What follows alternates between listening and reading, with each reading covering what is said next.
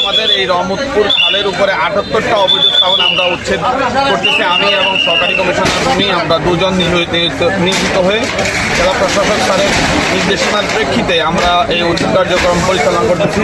আমরা অনেক নাগরিক নিজ উদ্যোগে তাদের অবৈধ স্থাপনা সরিয়ে নিয়েছেন, অনেকে সরিয়ে নিচ্ছেন। এই যে আমার পাশে ওনারা নিজে সরিয়ে নেওয়া শুরু করেছেন। আমরা প্রত্যাশা করব সকল নাগরিক আমাদেরকে এই কাজে সহযোগিতা করবে এবং এই রহমতপুর খালের অবৈধ স্থাপনাগুলো সরিয়ে নেওয়ার পরবর্তীতে আমাদের আগামী অর্থ বছরে এই খালটা খননের প্রস্তাব দেওয়া আছে। আশা রাখি এই খাল খনন হলে এই শহরের প্রাণটা ফিরে আসবে।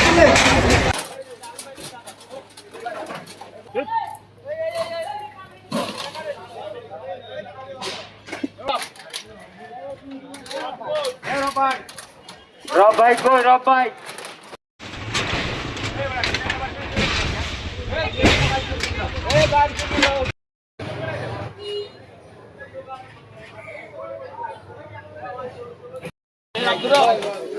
আব্দুর রব